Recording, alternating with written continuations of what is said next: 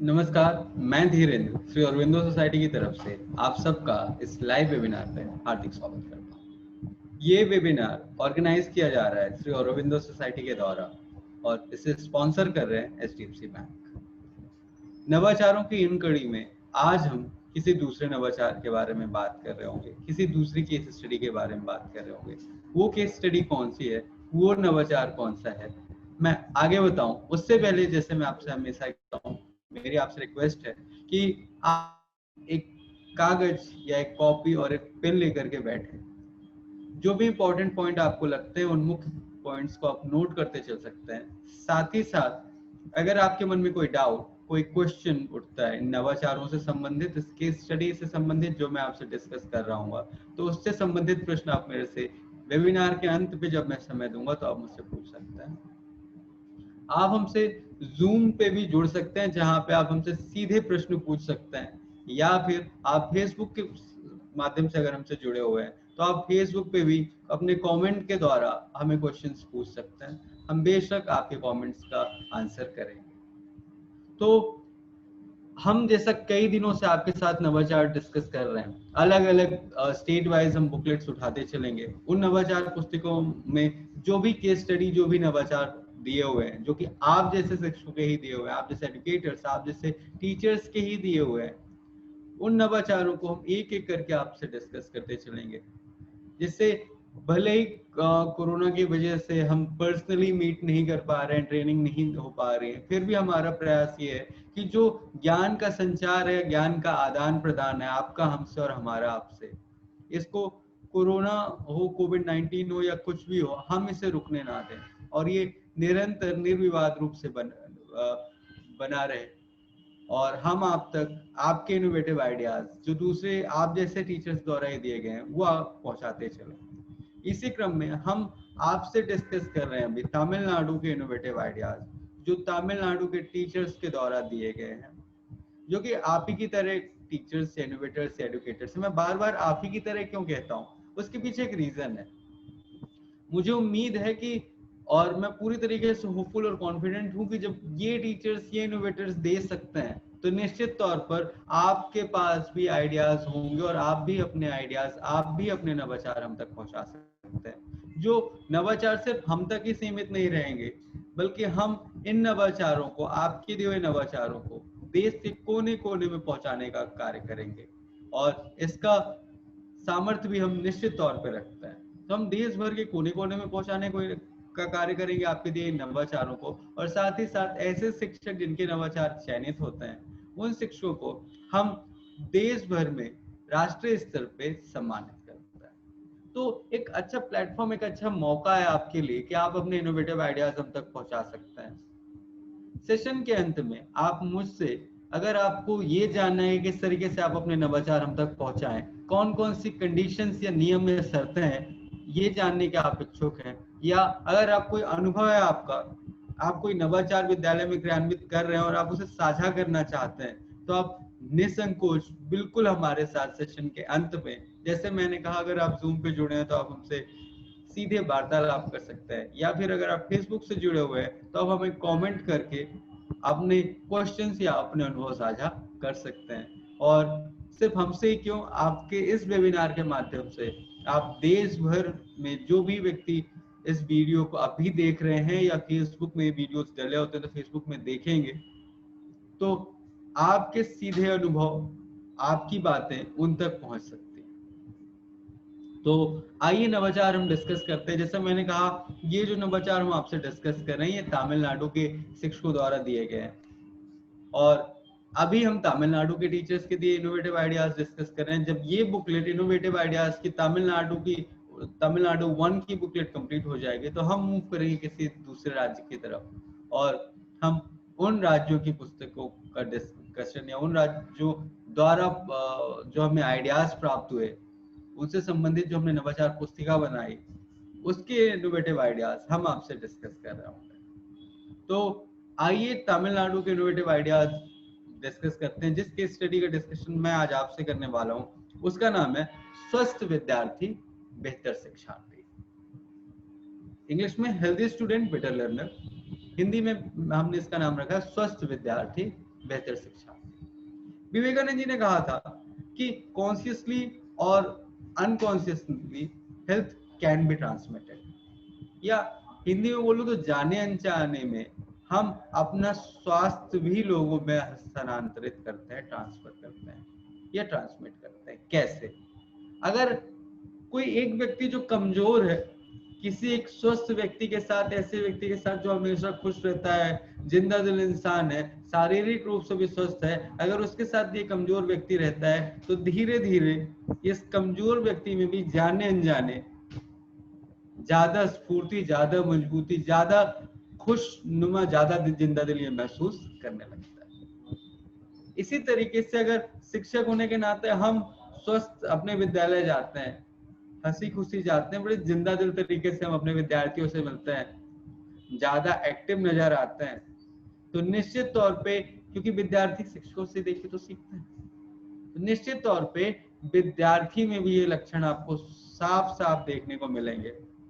वो भी आसपास का जैसा माहौल देखते हैं, हम सब आसपास के माहौल से सीखते हैं, तो बच्चे भी जैसा माहौल देखते हैं, आसपास के विद्यार्थियों को या साथ बैठने वाले विद्यार्थियों के जैसे आचार विचार व्यवहार वो देखेंगे, जैसे उनकी स्वस्थ है वो, जैसे उनकी मुस्कुराहट है वैसे देखेंगे, जैसे उनकी जिंदा दिली है, जैसे वो शारीरिक रूप से स्वस्थ है वैसे देखेंगे, तो इन बच्चों में भी उसका असर पड़ता है।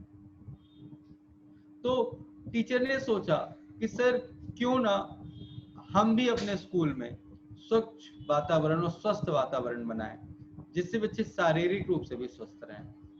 कहा भी जाता है कि स्वस्थ तन में ही स्वस्थ दिमाग बसता है। अगर हम शारीरिक रूप से स्वस्थ हैं तो हमारा दिमाग भी निश्चित रूप से स्वस्थ होगा। अगर हम शारीरिक रूप से अस्वस्थ हैं तो निश्चित तौर पे हमारा दिमाग भी अस्वस्थ होगा। और स्वस्थ हम बनते कैसे हैं? स्वस्थ बनते हैं हम बेहतर आचार विचार और व्यवहार से, बेहतर खान पान से। अगर हमारा खान पान बेहतर है, अगर हम व्यायाम निश्चित तौर पे कर रहे हैं, तो स्वाभाविक सी बात है हम शारीरिक रूप से स्वस्थ भी होंगे। और स्वस्थ रहने के लिए आपको जरूरी नहीं कि बहुत महंगा खाएं। अगर हम स्वच्छ भोजन करते हैं, अच्छा भोजन, पौष्टिक भोजन करते हैं, जो हमारे आसपास ही मौजूद है, जो आसपास के हमारे खेतों में उपजाया जा रहा है, उगाया जा रहा है, तो निश्चित तौर पे उससे भी हम बहुत अच्छे तरीके से शारीरिक रूप से स्वस्थ रहें। शिक्षक ने कहा कि सर स्वस्थ रहने का एक फायदा ये भी है कि बच्चा अगर स्वस्थ है तो वो क्लास से एब्सेंट भी नहीं होता, क्योंकि कई बार बच्चे अस्वस्थ होने के कारण छुट्टी लेते हैं, और छुट्टी लेते हैं कई दिन के लिए, अगर अस्वस्थ हो गया, तबीयत खराब हो गई, तो स्वाभाविक सी बात है उनका आगे का भी जो सिलेबस है, आगे का भी जो कोर्स है वो भी पिछड़ जाता है। इसी कारण से अगर बच्चा स्वस्थ है, स्वस्थ शरीर के प्रति ज्यादा जागरूक है, अपनी जिम्मेदारियों को समझता है, अपने शरीर को महत्व देता है, अपने खान पान पे ध्यान देता है, तो निश्चित तौर पे वो दिमागी रूप से भी ज्यादा स्वस्थ होगा। शरीर स्वस्थ है तो विद्यालय भी आएगा, और दिमाग स्वस्थ है तो क्लास में पढ़ाई गई बातें, क्लास में पढ़ाए गए टॉपिक, सब्जेक्ट, विषय वस्तु भी बच्चे को बेहतर तरीके से याद रहेगी। और खेल कूद आदि में भी बच्चा ज्यादा इन्वॉल्व होगा, फिजिकली फिट रहेगा, खेल में बेहतर प्रदर्शन करेगा। स्वाभाविक सी बात है, अगर आप कहीं बेहतर प्रदर्शन करते हो तो आप ज्यादा उस पर फोकस करते हो, तो बच्चा खेल पे भी ज्यादा फोकस करेगा, तो फिर इन रिटर्न वो फिजिकली भी ज्यादा फिट रहेगा। और इसी कारण से इन्हीं सोच के साथ हमारे इनोवेटर ने, हमारे इनोवेटिव टीचर ने, हमारे नौचारक ने कुछ नवाचार दिए। मैं शिक्षकों के नाम आपसे पहले डिस्कस कर लेता हूँ जिन्होंने ये नवाचार दिए। पहला जो नवाचार है वो जी डरथी जी ने दिया, जो कि panchayat union primary school Thanjavur से हैं। दूसरा इनोवेटिव दिया आर वाला जी ने, जो कि एडेड प्राइमरी स्कूल थंजावुर से ही है। तो ये दो इनोवेटिव आइडियाज मैं आपसे डिस्कस करूंगा। पहला इनोवेटिव आइडिया है फूड फेस्टिवल, या हिंदी में भोज त्योहार। फूड फेस्टिवल कई बार जाने अनजाने में आप शिक्षक भी मनाते हैं, स्पेशली फेस्टिवल के दौरान, कि कोई त्योहार है तो हम डिसाइड करते हैं कि मैं अपने अपने घर से ये बना के लाऊंगा या बना के लाऊंगी, और फिर हम सब मिल करके साथ बैठ करके खाते हैं। एक तरीके से भोज त्योहार ही तो हुआ ये। मुझे याद है मैं एक बार चंडीगढ़ सेशन लेने के लिए गया था, तो वहां पे टीचर्स दिन, न्यू ईयर का दिन था, तो अपने अपने घर से, वैसे भी पंजाब चंडीगढ़ खाने पीने के लिए तो मशहूर है, तो उन्होंने कम से कम 20 से 25 तरीके की different different dishes, different different पकवान मेरे लिए वो बना के लाए थे ट्रेनिंग के दौरान ही। तो उन्होंने अपना डिसाइड किया कि हम सर बाहर से आए हुए हैं, तो चलो हम चंडीगढ़ का इन्हें स्पेशलिटी कुछ दिखाते हैं कि क्या क्या खाने की चीजें हमारे यहाँ बनती है। तो उनमें से कई सारी चीजें, कई सारे फूड मैंने पहली बार टेस्ट किए थे। मुझे उन फूड, उन डिशेस के बारे में पता इतना नहीं था, या सिर्फ सुना था, टेस्ट नहीं किया था। तो विभिन्न विभिन्न तरीकों के खान पान की भी बारे में पता चलता है कि कौन कौन से खान पान या पकवान कहाँ पे बनाए जाते हैं। टीचर ने इसी सोच के साथ हम हम क्यों ना एक फूड फेस्टिवल करें, भोज त्योहार करें, जिसमें समुदाय के लोगों से के साथ, गांव वालों के लोगों के साथ, बच्चों के साथ और शिक्षक के साथ, ये तीनों ही मिल करके ऐसा कोई त्योहार या फूड फेस्टिवल या भोज त्योहार आयोजित करें विद्यालय में, जिसमें बच्चे और समुदाय के लोग जो चाहें अपनी तरफ से कुछ, जो मौजूदा संसाधन है, मौजूदा उनके पास अन्न है, उसका इस्तेमाल करते हुए कुछ भोजन बना करके लाए। और इसी के साथ, जैसे मैंने कहा, ये एक सामुदायिक सहभागिता पर आधारित गतिविधि है। इसमें होता क्या है कि शिक्षक बच्चों से कहते हैं कि हम एक दिन डिसाइड कर रहे हैं, एक स्पेसिफिक दिन डिसाइड किया जाता है, और उस स्पेसिफिक दिन को डिसाइड करके शिक्षक समुदाय के लोगों से भी मिलते हैं और उनको बताते हैं, गांव वालों को भी, कि हम इस दिन एक भोज त्योहार का आयोजन करने जा रहे हैं, जिसमें आप अपने अनुसार जो भोजन बना के देना चाहें, विद्यालय को दान करना चाहें, आप बिल्कुल, आपका स्वागत है, आप आइए और आप अपना भोजन विद्यालय ला सकते हैं और सब साथ में मिलकर के खाएंगे। इसके साथ बच्चों को भी बोला जाता है कि आपको घर वालों को बहुत परेशान नहीं करना है, लेकिन जो मौजूदा संसाधन है आपके पास, अवेलेबल रिसोर्सेस है, उससे जो भी खाना या भोजन आप बना सकते हैं वो बना करके लाएंगे। शिक्षक भी अपने घर से बना के लाते हैं। अब ये दो तरीके से हो सकता है। पहला, या तो बैठा करके और फिर भोजन परोसा जा सकता है। दूसरा तरीका यह हो सकता है कि बूफे हो सकता है और सब अपने अपना निकालें और खाएं। इसमें शिक्षक पहले ही बच्चों को कुछ बातें बता देते हैं कि जो डिस्पोजेबल्स हैं, उन डिस्पोजेबल प्लेट्स को समुदाय की मदद से ही लिया जाता है और उनको एक जगह केन बनाया जाता है और बोला जाता है कि सिर्फ इसी डिब्बे में, डस्टबिन में ही फेंकें, यहाँ वहां ना फेंकें। या फिर इसके अलावा बच्चों को ये भी बताया जाता है कि आप कम से कम खाना फेंकें या वेस्टेज बिल्कुल भी ना करें। अन्न का हमें वेस्टेज नहीं करना चाहिए, उसे फेंकना नहीं चाहिए, क्योंकि भारत में लगभग 8 करोड़ लोग रोज भूखे सोते हैं। तो एक बहुत बड़ी आबादी हमारी भूखे सोती है या एक टाइम का खाना उन्हें बमुश्किल नसीब होता है। तो अन्न की कीमत हम समझ सकते हैं कि अन्न की कीमत क्या है। एक इंसान के लिए रोटी, कपड़ा और मकान, यही तो सबसे बड़ी आवश्यकता होती है, और इसमें भी सबसे बड़ी आवश्यकता है खाने की। तो हमारे देश में, जैसे मैंने कहा, लगभग 8 करोड़ लोग रोज भूखे सोते हैं या एक टाइम का खाना उन्हें नसीब नहीं होता। तो खाना, और इतनी बड़ी आबादी है, वो देश जिसकी आबादी 130 करोड़ से ऊपर हो, उसके लिए खाना फेंकना तो कहीं से कहीं तक जायज नहीं है। वैसे तो किसी के लिए भी जायज ही नहीं है, बट जिस हिसाब से हमारे देश की जनसंख्या है, तो हमारे देश के व्यक्तियों की विशेष जिम्मेदारी बन जाती है कि हम खाना बर्बाद ना करें, उसे बेकार ना फेंके। इसीलिए कहते हैं, उतना ही ले थाली में जो फेंका ना जाए नाली में। और शिक्षक ये जिम्मेदारी का भाव बच्चों के अंदर डालते हैं कि वो फूड वेस्ट ना करें। इसके बाद समुदाय के लोग और शिक्षक और बच्चे मिलकर के भोज का आयोजन करते हैं, जिसमें स्कूल के जो विद्यार्थी वो और कम्युनिटी से जो लोग या समुदाय से जो लोग पार्टिसिपेट कर रहे थे, इसमें हिस्सा ले रहे थे, वो लोग मिलकर के साथ भोजन करते हैं। इससे क्या फायदा हुआ? पहला, कई प्रकार के पोषक तत्व बच्चों को मिलते हैं। दूसरा, बच्चे विभिन्न विभिन्न प्रकार के, क्योंकि कई सारे बच्चों के यहाँ कई अलग अलग प्रकार के भी भोजन बनते हैं, तो कई प्रकार के भोजन या पकवान बच्चों को खाने को मिलते हैं, जो उनको हो सकता है जिसके बारे में बच्चों ने पहले सुना भी ना हो। बच्चों के शरीर में विभिन्न प्रकार के पोषक तत्व जाते हैं, और इसके अलावा सामुदायिक सहभागिता की भावना लोगों में जागृत होती है। मिलकर और मिल बांट कर खाने की भावना लोगों में जगती है। और साथ ही साथ बच्चों में परस्पर प्रेम की भावना भी जगती है। तो एक छोटा सा आइडिया बहुत सारे चेंजेस ला सकता है। तो ये था इनोवेटिव आइडिया, फूड फेस्टिवल या भोज त्योहार, जो मुझे आपके साथ डिस्कस करना था। आइए, उम्मीद करता हूँ कि आइडिया आपको अच्छा लगा होगा। हम बढ़ते हैं अपने दूसरे इनोवेटिव आइडिया की तरफ, जिसका नाम है हेल्दी लैडर अनहेल्दी स्नेक, मतलब स्वस्थ सीढ़ी अस्वस्थ सांप।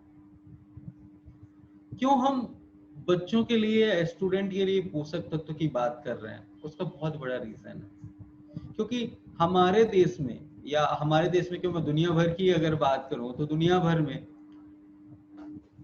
हर 1 साल से 5 साल का, या 1 साल से 5 साल तक की उम्र का हर तीसरा बच्चा कुपोषण का शिकार है।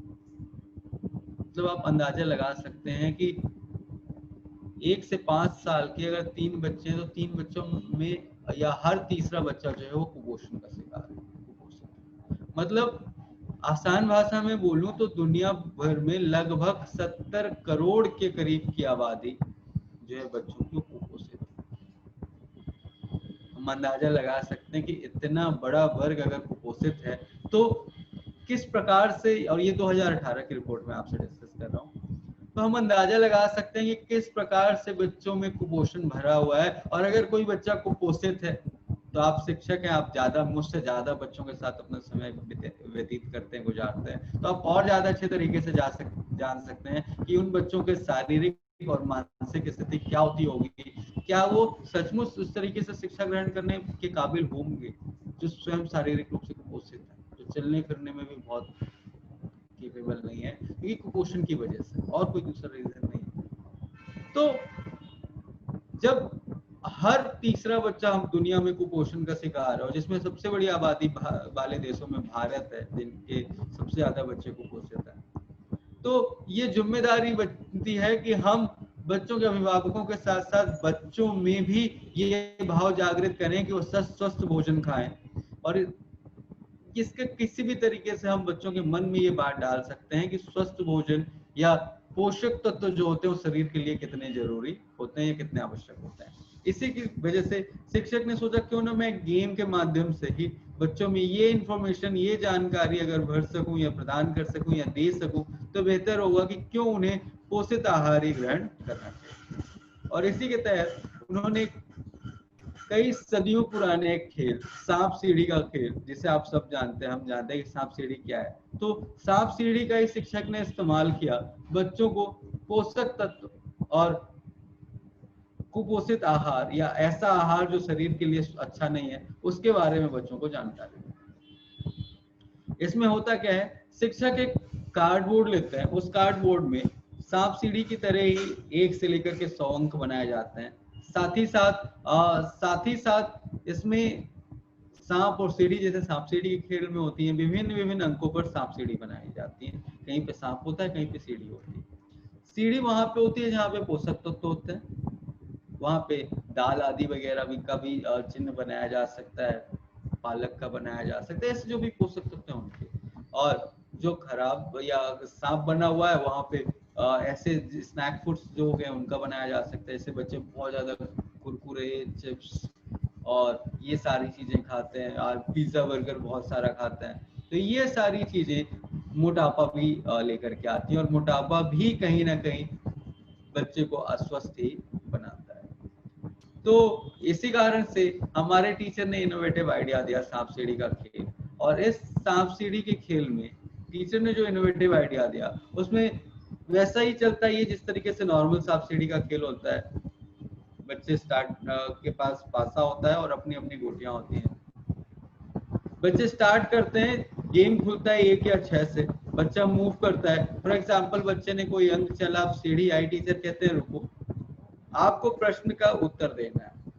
और ये क्लास के लेवल के अनुसार हो सकता है। फॉर एग्जाम्पल छोटी क्लास का बच्चा है, आपने उसे कैल्शियम, कार्बोहाइड्रेट्स वगैरह के बारे में बताया हुआ है, और बच्चे से पूछा कि अच्छा बताओ हमें वो कौन सी चीज हमें पीनी चाहिए, हमें पीना चाहिए जिससे हमें कैल्शियम मिले। अब टीचर ने बताया हुआ है, बच्चा अगर सही उत्तर देता है इसका कि मैम सही उत्तर है मिल्क या दूध, तो फिर बच्चा आगे मूव कर सकता है। अगर उत्तर सही नहीं देता है तो मूव नहीं कर पाएगा। सिमिलरली बड़ी क्लास का अगर क्वेश्चन है, टीचर ने कहा कि आयोडीन का सबसे अच्छा सोर्स क्या है और उस चीज का नाम बताओ, तो बच्चे को आंसर देना है मैम सॉल्ट। अब सॉल्ट का टीचर पूछे तो उसका केमिकल नेम भी पूछ सकते हैं कि उसे सोडियम क्लोराइड या NaCl बोलते हैं उसको, है ना, उसका फॉर्मूला NaCl है। तो इस तरीके से क्लास के लेवल के अनुसार बता सकते हैं। अगर बच्चे ने सही बताया तो आगे बढ़ता है, अगर गलत बताया तो आगे नहीं बढ़ता। सिमिलरली सांप के मुंह पे अगर आया, बच्चे ने अगर सही जवाब दिया तो सांप नहीं काटेगा, गलत जवाब दिया तो फिर सांप की पूंछ पे जो अंक होगा वहां पे जाकर के बैठ जाता है। तो बहुत छोटे से इनोवेटिव आइडिया, बहुत छोटे छोटे इनोवेटिव आइडियाज हैं जिनसे कुछ बहुत बेहतर किया जा सकता है। अब बच्चे के मन में, अब आप मुझे बताइए, जब बच्चा घर जाएगा, जब वो जान रहा है टीचर ने उसे समझाया कि बर्गर खराब है और देखो इसीलिए वो सांप का जहाँ पे मुंह बना हुआ है, जैसे सांप जहरीला होता है, वैसे ये सारी चीजें भी हमारे शरीर के लिए जहर के जैसे, इन्हें हमें नहीं खाना चाहिए। हमें ज्यादा से ज्यादा स्वस्थ आहार लेना चाहिए। हम जितना स्वस्थ आहार लेंगे उतना हम सफलता की सीढ़ियां इसी तरीके से चढ़ते जाएंगे और हम आगे बढ़ते जाएंगे। तो बच्चों के मन में भी ये भाव आता है कि हम कुछ बेहतर करें, हम गलत आहार ना लें, हम कुपोषित आहार ना लें, हम स्वस्थ आहार लें, हम ज्यादा से ज्यादा दाल खाएं, दलिया खाएं और ऐसे अन्न ग्रहण करें, फल फूल खाएं जिनमें पोषक हो या पोषक तत्व हो। और बच्चे मोटिवेट होते हैं कि वो हेल्दी खाना खाएं। बचपन से ही अगर बच्चों में ये आदत डल गई कि वो हेल्दी खाना खाएं, हेल्दी डाइट लें, तो ये आदत जीवन पर्यंत चलती है। तो ये था इनोवेटिव आइडिया, जो ये दो इनोवेटिव आइडिया मुझे आज आपसे डिस्कस करने थे। उम्मीद करता हूँ कि आपको इनोवेटिव आइडियाज पसंद आए होंगे। अगर आपके मन में कोई डाउट, कोई क्वेश्चन हो इन नवाचारों से संबंधित या फिर ZIIEI प्रोग्राम से संबंधित कि ये प्रोग्राम किस तरीके से रन करता है, किस तरीके से आप अपने इनोवेटिव आइडियाज हम तक भेज सकते हैं, किस तरीके से आप अवार्ड के लिए चयनित हो सकते हैं, ये सारे प्रश्न भी आप मेरे से कर सकते हैं। इसके अलावा आपके कोई अनुभव है, आप अपने अनुभव मेरे साथ साझा कर सकते हैं, तो आप बिल्कुल अपने अनुभव हमारे साथ साझा कर सकते हैं। आप चाहें तो जूम पे अगर हमसे जुड़े हुए हैं तो हमसे प्रश्न पूछ सकते हैं और मैं बहुत खुशी महसूस करूंगा आपके प्रश्नों का उत्तर करने में। अगर आपके पास कोई डाउट, कोई क्वेश्चन है तो आप बिल्कुल मेरे से पूछ सकते हैं।